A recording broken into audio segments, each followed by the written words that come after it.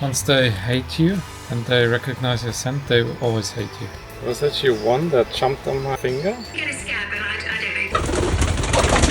I can't believe we can fail looking after chickens this badly. It literally didn't last 12 hours. With all the big garden projects we've been tackling lately, we wanted to do something smaller that would quietly grow alongside everything else we're currently building here. As you might remember, Max got a beehive for his birthday this year, and right now feels like the perfect time to finally bring bees into our world. There's something about them that just feels right for this next chapter. So today, we're heading out to pick up the newest member of the garden, and honestly, we have no idea what to expect. Find babies. Yeah? Yeah, I wanted them since how many months? Like last year, right? last summer, I think. Yeah. And never really had the chance. And now it's finally happening. happening. And I don't feel really perfectly prepared. I do have everything, but I only watched a few YouTube videos and It's a learning curve. yeah, and there's just so much to know. Yeah. So I do feel like I'm not 100% ready for it or prepared, but sometimes also not the wrong way how to do things, to just start. He has like 2 hives, Yeah. so he wants to show us on the ones he keeps Yeah. how everything works, and then we can take the other one. Yeah, exciting. Also a bit worried. Yeah. Bit nervous. You have your bee suit, so you are prepared. Yeah. I, on the other hand, am not, so... I've never been stung by a bee, touch wood, so I've no idea, but I really don't want to find out. We showed up expecting to see the 2 hives. Instead, it was like stepping into a bee town. However, to my surprise, there was no stinging at all. We could get super close, and the beekeeper couldn't have been more passionate. He gave Max a full tour, explaining every detail with so much excitement. You could really see how much he cared. He really did it with passion, or does it with passion, but Yeah. there was also a complete overload on information. Yeah, it sounded like it. Oh my god. He talks so fast. Yeah. Yeah, really. And But I was really impressed with the way the bees were. yeah, they were really sweet. And he said he has his tricks, like, first of all, don't stand in front of the entrance, always Go around. go around. And then he was like, he does it before he opens it, he knocks on it, so they will remember that it's not a predator, it's always him that knocks on it. Okay. I didn't know they were that smart, but that's really interesting. And he also said with the smell, they just will recognize, even when I knock now, they will notice that it's not him, because I smell different. Okay. He said they work so much by the smells. So interesting. So they kind of have to bond with you now. Yeah. It's like a whole Yeah. bonding He process. said it will take a few weeks. Aw. The first week they will be fully like, Attack mode. not attack mode, but he said they will just be so confused and more aggressive because they just moved, they don't know where they are, Okay. It's new to them. it's everything new. Yeah. But he was really sweet, and he also said that you can contact him anytime, which Yeah. I also think is nice. That was really nice. That means he cares about the animal and Yeah. wants you to be okay with them, so... How I can move them now, and he explained it to me, but it was such an overload that I just pressed the delete button straight away. Well, the good thing is, he said, just put it there, basically don't touch it for a week. So I do have a week now to research. Yeah, that's good. And it's good that we got the hive, they're in their own home. Yeah. Can we, like, these honey hives look huge. Can we not just take one honeycomb and try and make honey out of it, or not The really? thing is, they don't have honeycombs now. Now it's a mix, that's just a breeding section. Okay. And so there are also the larvae side. Oh, so you can't make honey with larvae? Well, you can, but you don't want it. And so when you want to produce actual honey, then you put another section on top, and in between is like a mesh, so the queen can't go through To plant larvae. to plant larvae. It's only the worker bees that go in there. They Yeah. will produce honey, but the queen can't lay the eggs though. Oh, okay. I thought we were going to get honey. I also thought Oh, it'll take an hour. okay. No honey for us now. I would love, I've never eaten, well, I have eaten honeycomb before, but not like a full. I want to be like a bear and just eat a chunk of honeycomb. No escape bees. Get it? Escape bees. Who was that? Welcome home, bees. Sounds quiet.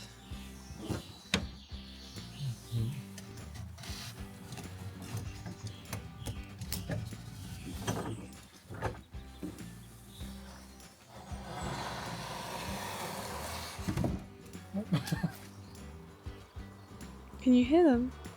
Yeah, I see them. I made them a bit angry. Oh. Do they forgive you, or do they carry on being angry? He said once they hate you and they recognize your scent, they will always hate you. So how do you make them not hate you? I don't know. We'll find out. Okay, don't hate us, bees.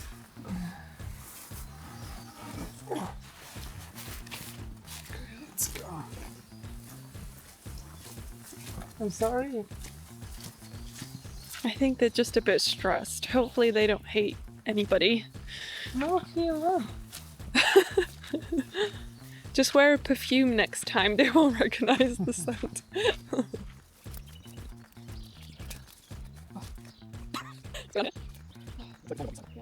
Oh, they literally have an elderflower right here. So when they come out tomorrow... Actually. And that's the entrance here. Mm-hmm. So I'm just not sure. Because they said have the entrance facing sunrise so they can warm up there before they fly in the morning. It's like it's made for it. It's perfectly. So good. But they seem quiet now, so that's good. I feel like I want to put something in there. The next morning, it was time for their big reveal, to release them into their new surroundings. And out they came, trundling into the sunlight, blissfully unaware of just how much their worlds changed. There was something really magical about this moment, like a sense of achievement even though this was only just the beginning. But I think that's what was so exciting. In the space of this 1 week, Max had already learnt so much, and there was so much yet to learn, but that was the fun of the process. After all our hard work focusing on making the garden thrive, we didn't realise the avalanche of problems that was heading our way. As you know, when we moved to the new house, we took all of the chickens with us. I had chickens for quite a while then in the south, and having them at Max's parents, we never had any issues. Since moving here, not long in, I started to notice that Miranda had a bit of a swollen face, like a bit of a swollen ear. She just didn't look herself. We ended up finding a vet and we took her there. The vet wasn't really sure. He didn't really give me much confidence. And he just gave me some vitamins for small animals. I got even more concerned when the others started to get the illness. And that's when I started to do a bit of research myself. And of course, then you get so many different things pop up. I decided to visit another vet. This time I tried to take them to more of a farm-based vet so that maybe they have a bit more understanding. They also had no idea. And at this time, they started to develop their second problem. I started to notice that they also had these little black ticky looking things sitting on their face. I also wanted the vet to tell me what I can do about these, if these are regular ticks or not, because again, I did my research and found that there is something called fowl tick. And at this point, I was starting to get worried because obviously I also have silkies and chicks. Done enough research to believe that it could be either coryza or mycoplasma. And when I returned to this vet, we did actually see someone that was one of like the main owners of the veterinary, and she said that they previously misdiagnosed my chickens. They should have never given us what they did the first time I was there. And she did actually take some swabs this time to confirm if it was what I had researched, which was quite scary because when it comes to things like coryza or mycoplasma, from my understanding, it's something long term. I do think it's important to speak to someone, so I decided to look online, and I'm very excited because I did find someone. Her name is Sharon, and she's a chicken specialist based in the UK, and she's agreed to do a call with me to talk to me about my problems. So I'm really hoping that I can pick her brains at different things that I can do to resolve their problems and how I can manage it in the future. I mean, because you said that they moved quite a distance and then the problems started. I mean, classically, those swollen heads and those kind of like upper respiratory type things can be coryza, and it can also be mycoplasma infection. Again, the only way to really test is when the birds are showing those signs and they've got the swelling, and if they've got any kind of snotty discharge from the nose, that's the time to swab, because whatever's causing the infection is going to be at its highest level, and you've got a better chance of getting a positive test. Yeah. So it kind of does sound like the stress of moving has brought out an infection. Maybe the birds were already carrying, because that's basically what happens. Because people will go to, go and have a look at some birds in a shop, and they'll go, brilliant, I want that one, they all look lovely and healthy, bring them home. Now, the difficulty is, with those infections, birds are often carriers for life. And it's all about managing stress, because whenever they're stressed by, it can be a change in the weather, change in the water, change in the feed. Birds, 70% of their immune system lives in their gut. Yeah. So by swapping and changing the food around, we're changing the bacteria within their gut. And not all of it. It's going to take a while for it to balance out that gut bacteria. So you mentioned oregano. Oregano oil, if it's a poultry product, brilliant, that's amazing. Yeah, so oregano oil in the water, and then a nebulizer and F10 for your bird that's got sort of the raspiness. Perfect. Okay. Yeah, I feel a lot better. Thank you. No worries. Well, keep me posted. Because the coryza would be a long-term threat, Sharon gave me lots of great management and control tips. However, before I could even start these, Max showed me Dale, one of the chickens who had been laying down a lot, and once inspecting her, we found that she had bumblefoot on both feet. So not even 24 hours later, Get a scab, and I don't know, you're probably far younger than me, but my mum used to say, let the air get to it and it'll heal quicker. Okay. Actually, what we think now is the opposite. together with Sharon, we wasn't certain how she managed to get this. It could have been her favourite branch, or something else.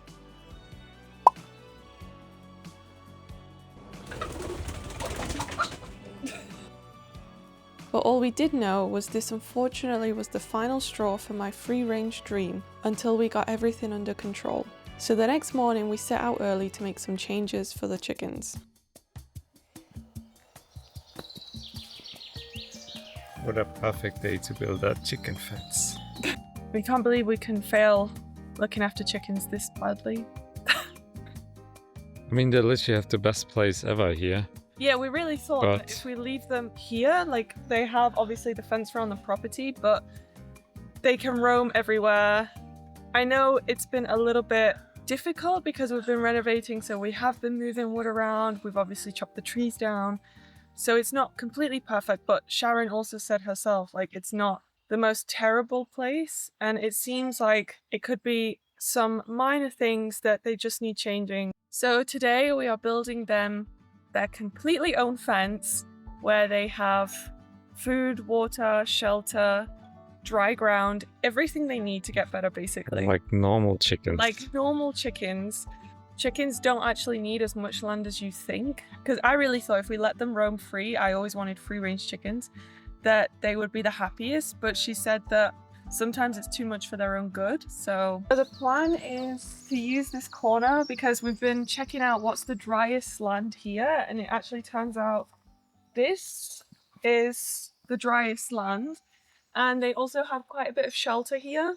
We build the fence behind you, past these trees, and backed onto this fence, and as you can hear, they're very happy about it.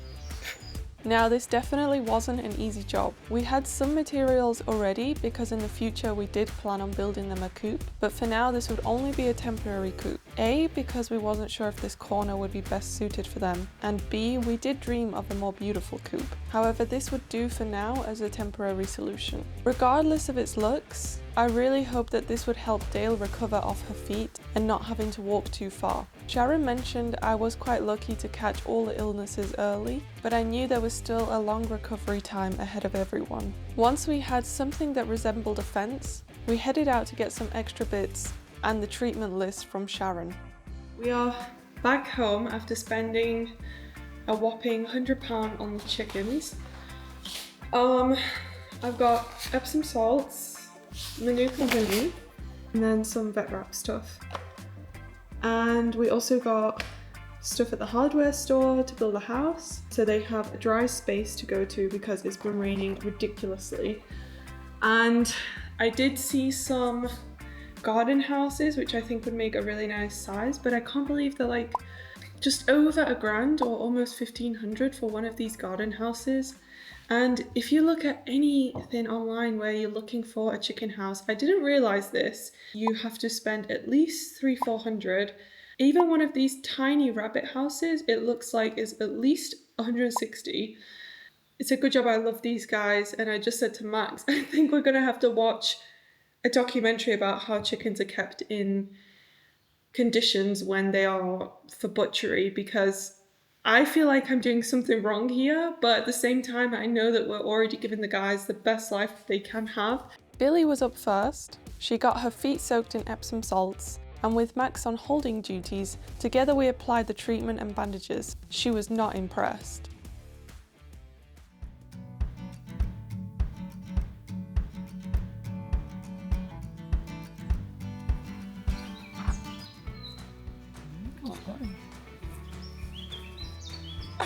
She's just looking at them. Look at your new shoes. Yeah, they're your new shoes. This or surgery, Billy? Go on, walk. Come on, walk. Yeah, you see, it's not that bad. The next morning, we were excited to head out and see how the chickens were getting on. But of course, nature decided to throw us another curveball. The only f***ing spot. The only tree, yeah. It literally didn't last 12 hours. Milky, what do you have to say? Milky! No, Miranda, leave her alone. Okay. The chickens had a lot of changes now to get used to. Their new shoes, their new home, and even their new feeder.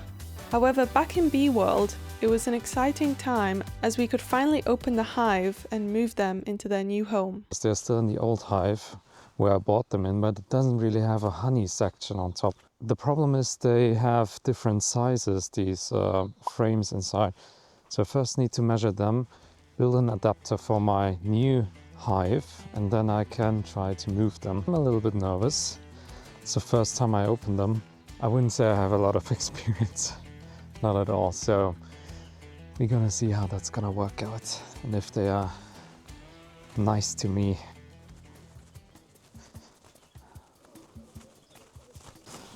Oh shit, I forgot the smoker. Ah.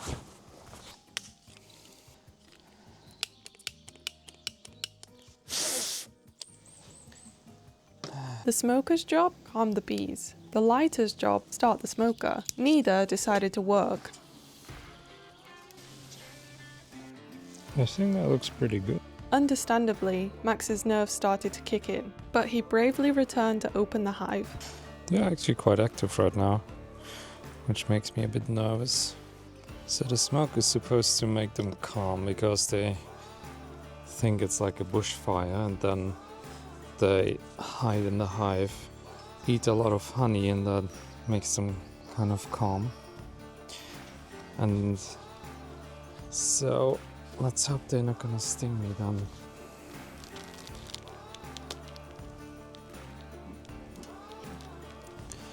So just need the measurement first of these frames.